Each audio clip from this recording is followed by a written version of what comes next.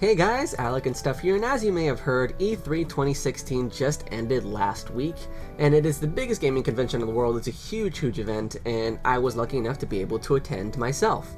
Going to E3 has been a dream of mine for a long time growing up. I remember sitting on the couch and eagerly awaiting for the broadcast to begin from Microsoft, Nintendo, and Sony. It was like an early Christmas for people that love video games as much as I do. And being able to attend for my second year in a row is truly a privilege. So my sincerest and biggest thanks to Nintendo for inviting us again this year. So the biggest thing that comes out of E3 every year is most certainly the games. And this year is no different. So the following games I'm about to list are my top 5 games that have me the most excited to play later on in the year and all the way into next year. So yeah, with that, let's go ahead and get things started. Number 5, The Division Underground Number 5, Yooka-Laylee. Yooka-Laylee is a game that first began as like a Kickstarter project from former Rare employees looking to make a game that was supposed to be somewhat of the spiritual successor to the Banjo-Kazooie series. And if you've never played the Banjo-Kazooie series, why are you watching this video? Go play those right now! I used to play those a lot as a kid growing up, and I really loved the whimsical environments and how everything felt like it was a playable, living, breathing cartoon, you know? It had that kind of silly story, dialogue, and all those binks and bonks of hitting enemies and stuff. It had just a silly vibe about it. It was really fun, and to top it all off, it was a really great platformer. So, yeah, that's what Yooka-Laylee is aiming to be, and from what we've seen so far, especially with the E3 2016 trailer that came out not too long ago, it's looking to be hitting the nail right on the head with that sort of charm and you know, all the characteristics of Banjo-Kazooie are most certainly there. So yeah, that is my number 5. Number 4 is Death Stranding. Produced by Kojima Productions, Death Stranding is the first game that Hideo Kojima has been able to work on following his disbandment/termination from Konami. And I remember last year was a whole big debacle/controversy between Hideo Kojima and Konami, so if you don't know about that, there is a plethora of articles and stuff that wrote on it, so you can do your own research there. But at this point, for Death Stranding, we know little to nothing about this game, other than it has Norman Reedus as a primary role and something about dead whales on a beach, and people hanging from the sky. The trailer we saw at E3 doesn't really tell you much as to what the game is supposed to be, but let me put it to you this way. Have you ever been so confused by something that you are just that much more interested? That is how I feel towards Death Stranding. I'm sure when it eventually releases, it's going to be great, and I know Hideo Kojima's working on it, so it's got to have some sort of credibility to it. But for now, I am just confused and interested to see where it ends up going and what it ends up becoming. Number 3 is Resident Evil 7. The reason why I'm excited for Resident Evil 7 is primarily because the game's developer has confirmed that the game will be going back to its survival horror roots. Thank goodness somebody listened to the community. If you don't know, Resident Evil 4 was it's still to this day a great survival horror game. I don't even know if it's really survival horror, it's just a great horror game in general. And then that transition from Resident Evil 4 to Resident Evil 5, you know, 5 was okay, it still had some horror to it, but it was going more in the direction of action horror than it was anything else, and it met with mixed reviews. Myself, it's a beloved franchise to me, so I thought it was okay at best. It definitely was not any Resident Evil 4. And then moving from Resident Evil 5 to Resident Evil 6, pretty much all of the horror elements from the Resident Evil franchise got thrown to the wayside, and it just essentially became an action game, all about killing zombies and just getting from point A to point B. Resident Evil 6 was just a train wreck for fans of the series, and now that we're going from 6 to 7, it's being confirmed that it's going to be more of what we wanted in the first place, which is horror, scary stuff, and, you know, not action. Not action movie, anything, please. No more quick time events and stuff like that. So, that has got me excited. And another thing that's got me excited is because when it comes out, it's going to be on PlayStation 4, Xbox One, and PC. But if you can snag it on the PS4, it will support PlayStation VR, and that is the perfect landscape, I think, for horror games. Which brings us to my next item on my list, number 2, virtual reality. And when I say virtual reality, I'm talking about virtual reality as a platform, not necessarily as me referring to, PSVR or Oculus or Vive. Nothing in particular, just the whole thing, covering them all in a blanket and just bundling them all up together. I am excited about what virtual reality could be. I feel like it has so much potential to bring new ideas and new perspectives to the franchises that we already love. For example, Resident Evil. I believe that the games that are coming out for it now are more or less developers like stretching their legs and seeing where they want to take their ideas and where, like, just how far they can go in a landscape like virtual reality. And I believe in the next maybe year or two, it'll be a little bit more consumer friendly. A lot more people have access to a virtual reality headset.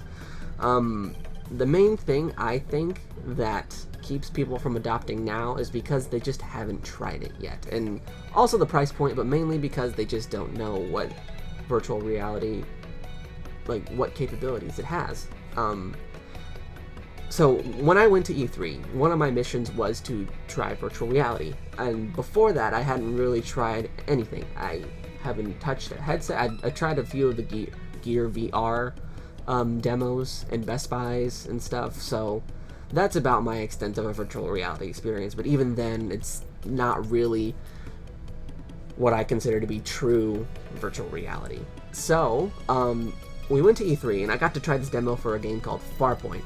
And Farpoint kind of, in terms of, what it was, it felt more like just a brief, I don't want to say tech demo, because that's kind of, feels like I'm patronizing the thing, but it's like it was like a short preview of what the game would be. And Farpoint, you're walking around on a Mars-like planet, you have a light gun, and you're shooting down spiders and whatnot. So, I was a little bit nervous waiting in line for this thing because it's on PSVR, and I wanted my first experience to be something on like the Vive, where you incorporate your limbs and you're walking around, you're moving in the 3D space. So I was afraid that if I tried it on PlayStation VR or something that didn't incorporate my, that didn't track your full body movements, that it would kind of not be the best that it could be, not the best experience it could be.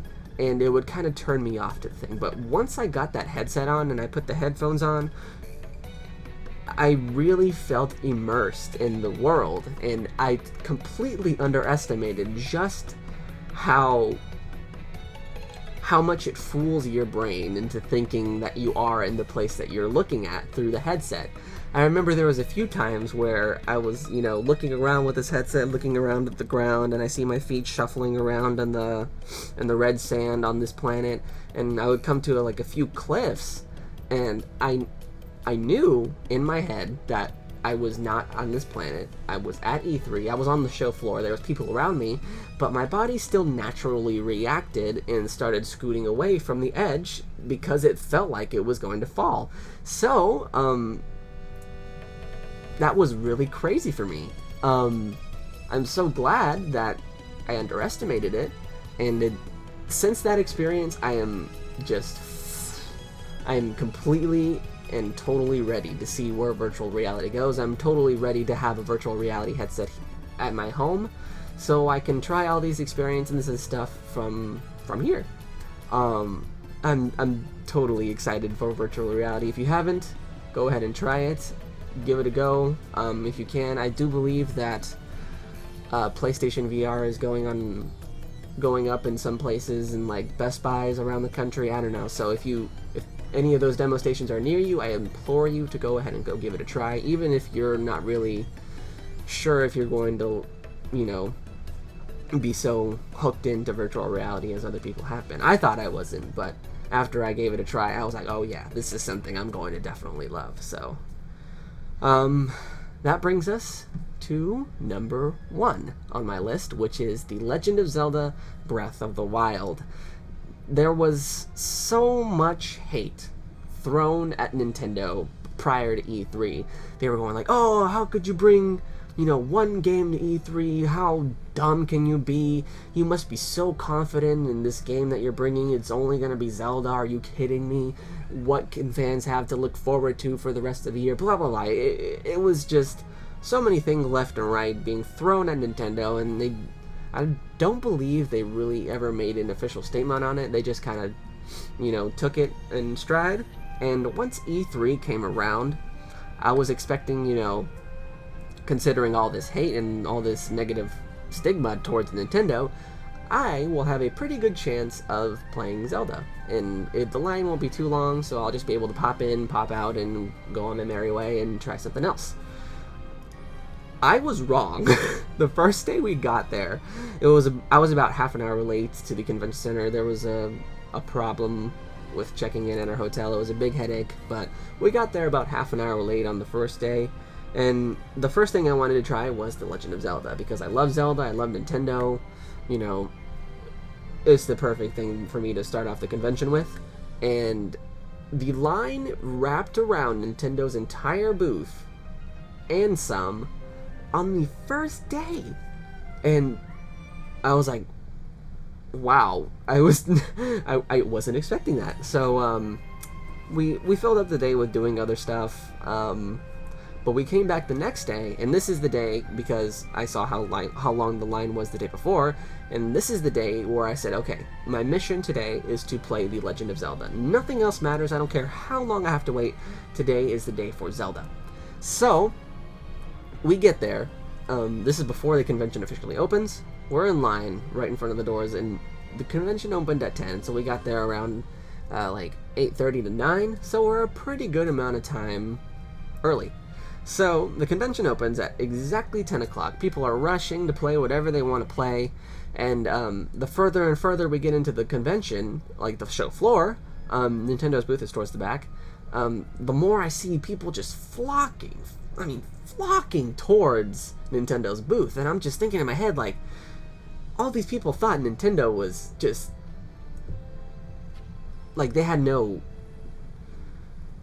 concept, like, they had no idea that, maybe Nintendo expected this or something, but people just didn't. I don't think anybody saw this coming. I didn't see this coming, but every single day, it was just the most, I'm not kidding you, every single day, The Legend of Zelda was the most popular game on the show floor, and it had the longest line, and it filled up the fastest, and, everything was just at the top. It took the show. It stole everyone's attention, it stole everyone's time. That was the show of the year for me. And it also, the day we got there, despite being an hour early, we walked straight to the line. No distractions or anything. When we got to our place in line, we waited for 5 hours straight to play this game. And it was worth it, because during our time in line, I got to make a few new friends with the people that were standing around us. I mean, how could you not? You're going to be there for 5 hours, 6 hours, however long it is. It's quite a long time, so you might as well make friends with the people around you, make it more entertaining. We got to make friends. We got to meet Charles Martinet, the voice of Mario and Wario and Waluigi and various other characters. He's the voice of Nintendo, basically. We got to see Reggie Fils-Aimé for a brief moment. He talked to this guy in line, and the guy forgot his name. He was all embarrassed, and it was quite a funny thing to watch this kid just be totally starstruck by Reggie. I got to do a quick interview for a website called Business Insider. I think I've heard of them before, I don't know. But, and after all that stuff, we finally got to the front of the line 5 hours later. And we get there, and before you can go onto the Zelda booth, you get placed in this little theater. and this video is already up on my channel. It's already something you can go view on the E3 2016 playlist. It's in the description below if you're curious. But they take you into this theater, and you get to see this trailer that's pretty much just telling the story of what The Legend of Zelda Breath of the Wild is going to be, what kind of world it is, and it's just painting a picture for you of just how this game is going to work. It's a very beautifully put together trailer, and after the trailer ended, there was just thunderous applause. People were so excited. Once again, that is in the description below if you are curious enough to see that. But after you watch the trailer, you are brought onto the show floor, and my god, was that not the most beautiful booth that I have ever seen at any convention? You were fully immersed into the world of Breath of the Wild once you walked in through those doors into this beautiful display.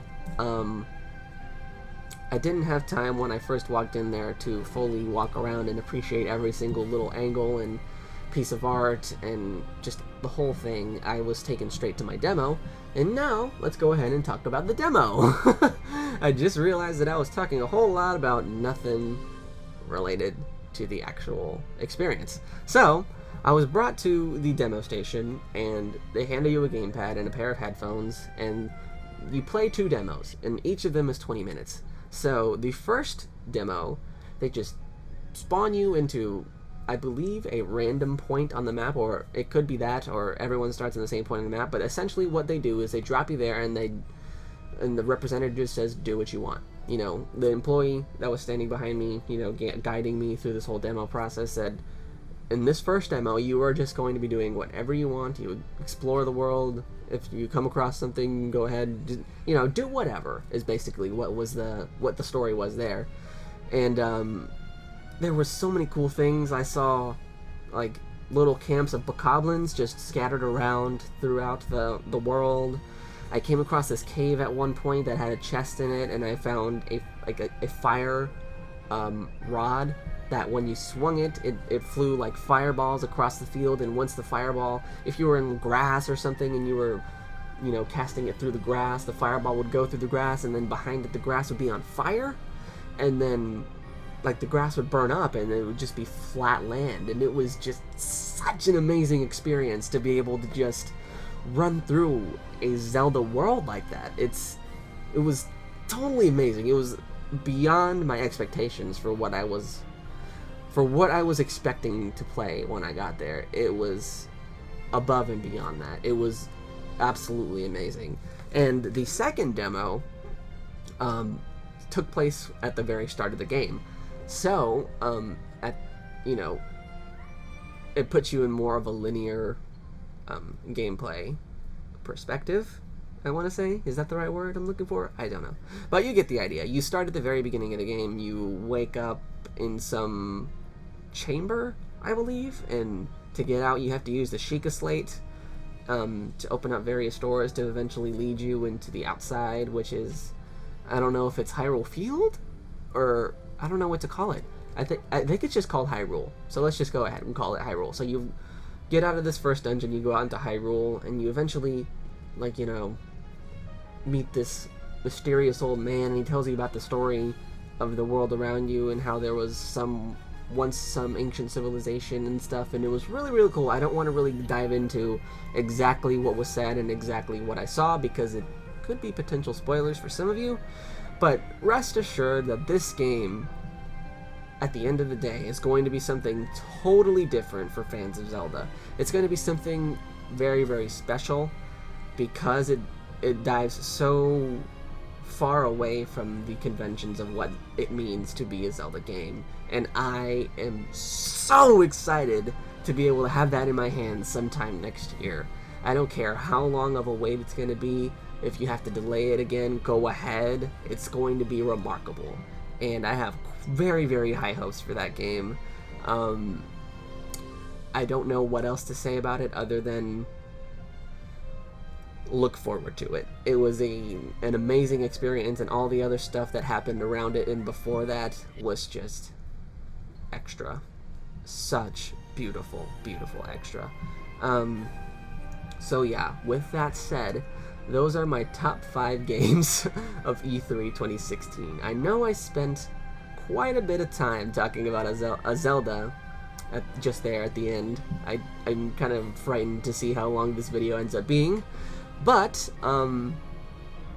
yeah, that concludes this video. I hope you are excited about a game as much as I am about Zelda, Yooka-Laylee, Death Stranding, Resident Evil 7, virtual reality, anything. If you are excited about anything, go ahead and feel free to leave a comment down below. I would love to discuss with you guys, see what you're excited about. You know, let's go ahead and have a nice discussion. So, as always, I'm alecandstuff, and I will see you all in the next video.